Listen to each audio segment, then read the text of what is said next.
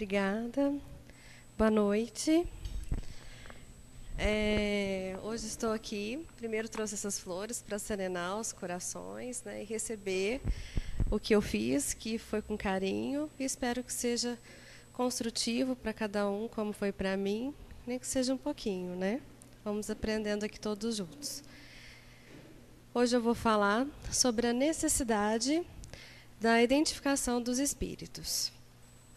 Bom, de uma forma geral, nas reuniões mediúnicas, existem dois tipos de espíritos comunicantes. Os que vêm pedindo orientação e os que vêm para dar orientação, né? Então, primeiramente, vou falar dos espíritos que se manifestam para serem orientados. Em se tratando de espíritos que vêm à sessão para serem orientados, consolados, para receberem um alívio da prece, não há necessidade alguma de identificação. Porque, geralmente, esses espíritos eles estão em estados que eles nem conseguem se identificar, saber o que está acontecendo, estão muito angustiados, estão confusos, revoltantes. Então, esse momento de ajuda não tem necessidade nenhuma das pessoas que estão ali saberem a identificação desse espírito, salvo quando o próprio espírito manifestante fala, né? Dita o seu nome, fala as suas identificações, mas sem necessidade de ficar perguntando quem que é, né? Porque está aqui, porque na verdade é um momento que ele está precisando de uma prece, de uma ajuda, de um consolo, né? Daquele momento fraterno, daquele amor nosso, do doar mesmo. Então, sem necessidade alguma de identificação. Agora, os espíritos que se manifestam para dar orientações, instruções, da mesma forma, não tem essa necessidade da identificação, mas ela acontece com mais frequência. Vamos lá. Quando se trata de uma entidade que procura dar orientações, o nome que usa é secundário e pouco deve influir quanto à aceitação ou não da mensagem, pois o importante mesmo é sempre o conteúdo da mensagem.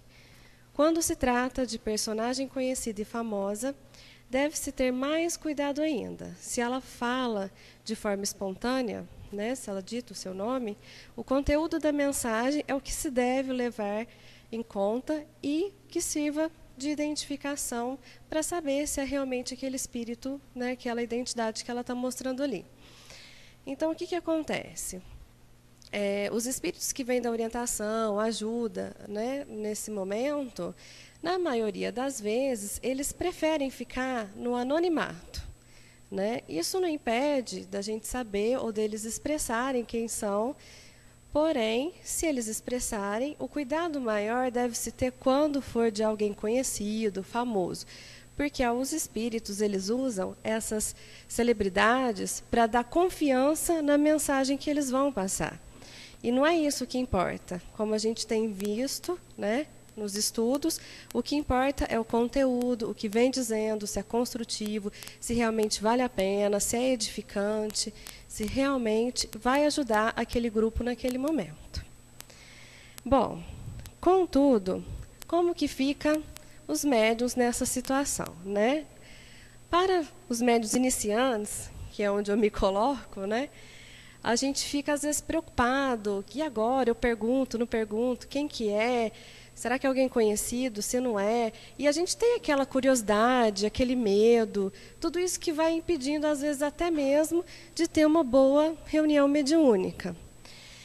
Então, a gente não deve ficar preocupado se a gente tem essa intuição de quem é que seja, quem não seja aquele espírito comunicante ali no momento. Porque a gente, na verdade, ainda não tem total conhecimento para ter essa percepção mais aguçada, que traz essa confiança de saber com certeza quem que é o espírito comunicante.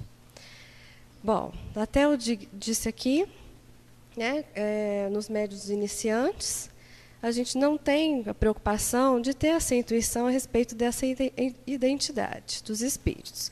Por quê? Só com o tempo, treinamento, estudo, é que a gente vai adquirindo devagar essa capacidade. E o que acontece? Quando a gente tem essa capacidade, são os pequenos detalhes que a gente vai estar acostumando aí devagar, que vai fazer a gente realmente saber quem é, quem não é, ou ter uma noção maior de que tipo de espírito está se comunicando ali. Porém, se é para atender a quem precisa, novamente, não se deve perder tempo fazendo inquirições para satisfazer uma curiosidade. E salvo uma parte muito importante: será falta de caridade obrigar o espírito que busca socorro a identificar-se quando prefere ficar no anonimato. Porque se a gente está aqui no doar, né, no fraterno, no amor, querendo ajudar, então não tem a questão de eu, na verdade, satisfazer um ego, uma curiosidade. Às vezes é para nós mesmos, e isso não vai interferir na qualidade da reunião, na ajuda que ele vai receber. Na verdade, é o que menos importa. E para um médium experiente? Bom, para o médium já experiente, o que acontece? A importância de conhecer, identificar ou não é a mesma. Porém, como ele já é experiente, tem mais estudos, ele tem uma facilidade dessa percepção e de saber quem que é. E isso acontece com a prática, com o estudo. Então, isso é muito mais simples para um médium, que ele já está na casa há muito mais tempo, e é fácil. E quando a gente pensa assim, que vem, né? Igual a gente tem um exemplo aqui do Chico Xavier, de um desencarnado, Humberto de Campos, que ele começou a ditar obras para o Chico, e nisso a família dele reivindicou os direitos autorais ali. Contudo, ele esperou passar todo esse momento, toda essa confusão. Passado um tempo, ele voltou a ditar obras para Chico, porém, ele usou um pseudônimo, Irmão X. Por quê? Para ele, não é importante o nome dele. O que é importante é o conteúdo, as suas obras, a mensagem que ele traz, a ajuda que traz para nós aqui encarnados, né? Então, a gente deve se fixar muito na questão do conteúdo das mensagens e não na qualidade ou identificação dos espíritos. Eu coloquei aqui, importante sobre identificação, saber, buscar o conhecimento verdadeiro para as práticas mediúnicas dentro do espiritismo. Dentro disso, eu apontei algumas passagens importantes que é bom a gente realmente gravar. Dentro disso, de tudo que a gente fala, de identificação ou não dos espíritos, a gente fala assim, mas por quê? Né? Para que saber? Para que não saber? A importância de identificar ou não é uma questão não tão relevante, né? Mas a gente tem que ter em mente que isso também é uma dificuldade muito grande dentro do espiritismo prático. Então, está lá. Reconhecer a importância da identificação, da qualidade dos espíritos que se comunicam, ciente de que a identidade dos espíritos constitui uma das maiores dificuldades do espiritismo prático. Porque, na verdade, o espírito ele pode se mostrar de várias formas, né? E quando a gente não tem essa prática, não tem a confiança, não tem tanto conhecimento, fica difícil discernir se aquilo é verdade, se não é verdade. Então, por isso que é uma dificuldade muito grande, no geral, dentro das práticas no espiritismo. Pontuamos também que distinguir as categorias dos espíritos pela natureza das comunicações, grosserias, frívolas, sérias e instrutivas, a fim de não se tornar presa fácil de quem utilizam de falsa identidade, o que permite reconhecer o estado de elevação ou de inferioridade do espírito comunicante. Agora, o que acontece? A gente precisa de ter um discernimento das categorias e qualidade do espírito, porque isso vai ser relevante para o desenvolver da reunião, o tipo de doutrinação, o que a gente está recebendo, né? Então, isso é muito importante. E isso a gente só vai conseguir através também do nosso educar, não é? Educar-se mediunicamente para perceber a condição ou qualidade do espírito comunicante. Conforme situação, pode provocar sensações agradáveis ou não ao médium. O que acontece? Quando a gente tem, né, essa percepção mediúnica mais aflorada, né, eles se manifestar e a gente pode sentir toda aquela intensidade do espírito. Então, dependendo da qualidade dele, se ele for elevado ou não, se ele for elevado, ótimo, a gente vai sentir muito bem, muito tranquilo, né, sensação muito positiva. Mas se não for, a gente está ali propício a sentir coisas mais inferiores, né, angústia, dor, né, sentimentos ruins, negativos. Então, esse educar-se é a gente ter também uma confiança da nossa moral, né, do que a gente traz, da nossa bagagem, do nosso ser, porque ninguém aqui, como já foi falado, vai sair quebrando cadeira, vai sair brigando com o outro. Se tiver alguma situação um pouco mais fervorosa, é contida. Então, esse educar-se, ele entra muito nessa parte, mais interna e pessoal. Outro ponto, conhecer as formas de mistificação e de fraudes, bem como as contradições, como o abuso do exercício mediúnico, para evitar efeitos negativos, podendo enfraquecer a integridade e a unificação de grupos e instituições espíritas. Bom, essa parte, é uma parte também que entra no que a nossa colega aqui já expôs, entre mistificação, que é um estudo mais aprofundado, que é o que todos nós aqui, às vezes, né, temos que estar ali atento, para a gente não ficar à mercê dos espíritos que querem aproveitar dessa nossa mediunidade, porém, que querem nos conduzir através dos nossos defeitos, do nosso ego, das nossas imperfeiçõezinhas ali. Então, e tem também as questões das fraudes, né, dos médiuns que às vezes falam que são médiuns e não são. Então, essas questões a gente tem que ficar muito atenta. Certo ou errado, nós não estamos aqui para julgar, e sim para ficar atentos e termos cuidado com isso. E a questão do abuso do exercício mediúnico. Como eu já disse, quando é fora, né, da casa espírita, a gente tem que ter um cuidado maior, não é indicado. Por quê? Porque está sem proteção, às vezes você pode ficar à mercê do espírito que vai ficar ali, né, te obsidiando, vai te induzir a fazer algumas coisas que vai ser ruim para você, para a sua vida, para quem está próximo. E isso vai acabar interferindo quando você for para a sua casa espírita. Por quê? Porque ali você vai ser um reflexo, né? E esse reflexo, às vezes, pode atrapalhar os grupos, pode atrapalhar o desenvolvimento da reunião, e, às vezes, a questão também de qualidade, pode até perder a instituição espírita a questão da confiança, né? Então, isso é muito sério, a gente tem que estar muito atento, porque nós estamos aqui iniciando, né? Então, tem muitas coisas aí que são uma interrogação, e a gente tem que estar sempre perguntando, buscando, tirando dúvidas, para não cair nessas brechinhas aí, que pode fazer com que a gente não fique tão equilibrado. Bom, outro apontamento. Considerar a relatividade da vidência na identificação, pois tal faculdade está condicionada à exteriorização perispiritual e de sintonia de cada médium.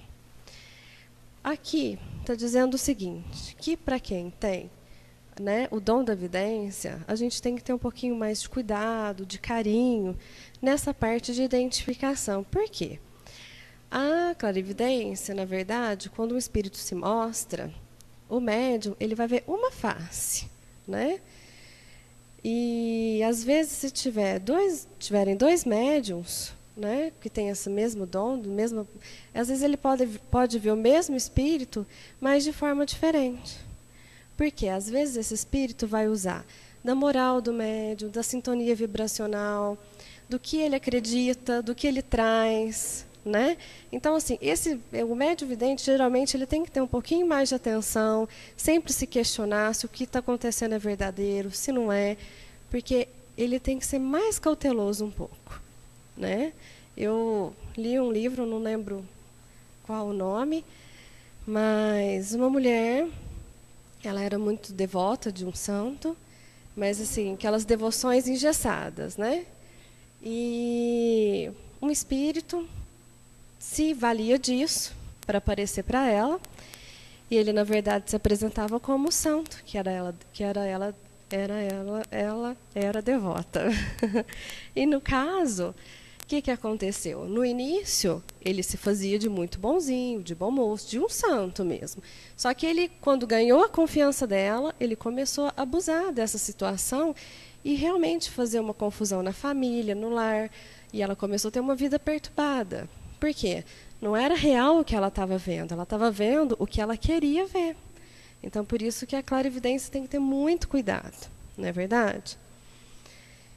Bom, outro apontamento aqui. Evitar apegar-se exclusivamente aos nomes de que os comunicantes se apresentam, pois o que caracteriza a qualidade ou categoria do espírito é a linguagem e, sobretudo, o conteúdo da mensagem. Bom, novamente, para ficar bem na cabecinha nossa, né, gente? O que vale é a mensagem. Porque não importa se o nome for importante, e a gente vai falar assim, não, vamos dar importância a essa mensagem porque é do fulano. Não é assim que funciona. Vamos ver se realmente, se as características da mensagem, se o que está colocando aqui, se o que está expondo aqui, se tem sugestões, se é sutil, se condiz as características realmente dessa personagem que está expondo lá. Então, é muito importante a gente levar isso, porque a gente frisa que, na verdade, falar, a gente fala e parece que a gente guarda. Mas, na hora que a gente está na prática mediúnica, o ego se faz forte, a curiosidade se faz forte, né? E querer se mostrar, mas eu recebi essa mensagem dessa entidade. Então, isso tem que se valer, não pode esquecer. Então, a gente tem que gravar bem. Não é verdade? E, continuando, conhecer mais sobre o animismo e saber considerá-lo nos limites de sua necessidade e orientação, a fim de que o médium possa equilibrar-se. Bom, o animismo, né, o que vem a ser. Até tomei umas aulinhas rápidas com o Antônio ontem, que é uma questão assim que pode dar uma confusão, não é verdade?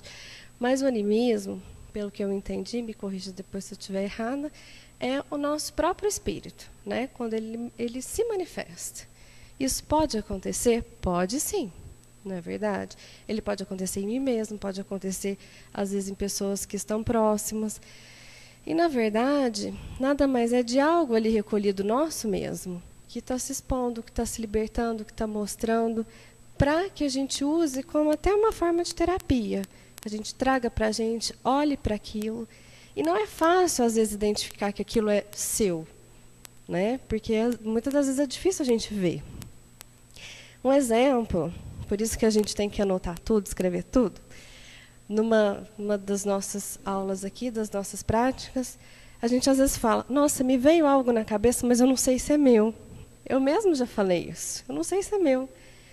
Aí, aqui, a gente está para anotar tudo, independente de ser nosso, de não é, porque a gente está aprendendo, né? Então, por isso que essa parte, para mim, é um pouco difícil distinguir assim, na hora da prática. Mas é uma coisa que, com o tempo, isso vale até para nós mesmos nos equilibrarmos daquilo que vem, daquilo que nos mostra, né, daquilo que faz para a gente ali naquele momento. E não deixar que aquilo se valha para algo tão importante, que se coloque mais importante das outras coisas que estão acontecendo, saber reter, né, e trabalhar isso no momento certo. Bom, dentro disso tudo, né, o que vem assim de mais forte que a gente traz é progredir moral, intelectual e espiritualmente, a fim de melhor conhecer a si mesmo e ter condições de autocrítica, repelindo o que for falso, aceitando o que for verdadeiro e que deve ser aplicado na nossa reforma íntima. Por quê? Aqui a gente está numa constante aprendizado, né?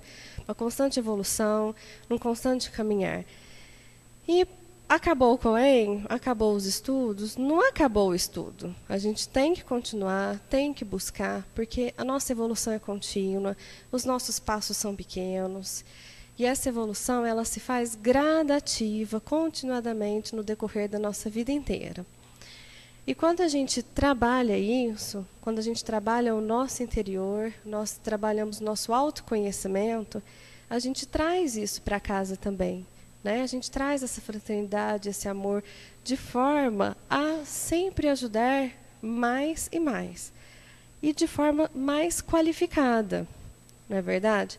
Isso se qualifica na nossa casa, no nosso trabalho, no nosso lar, na nossa família, no nosso ambiente de amigos. Aqui, às vezes, alguém já pode até falar que depois que a gente começa a mudar um pouco, os nossos amigos também mudam. A gente já costuma, mas fulano sumiu, mas nossa, agora essa pessoa está se aproximando. A gente começa a obter esse tipo de diferença na vida da gente. E é normal, porque a vida é uma espiral contínua de evolução. Então, aqueles que estão conosco, eles continuam conosco. E eu peço muito, quando eu faço minhas orações, na verdade estou aprendendo muito a agradecer, né? Mas assim, a gente não deixa de pedir. Que Deus traga para a gente o que for verdadeiro, que traga para a minha vida o que for verdadeiro. Porque quando a gente emana o que for verdadeiro, o que for amor, o que for bom, o que for alegre, a gente recebe a mesma coisa. E isso vale para encarnados e desencarnados. Então, isso é um reflexo. Então, é isso que eu emano, esse tipo de pessoas que eu tenho próximas a mim, e, de uma certa forma, de espíritos também.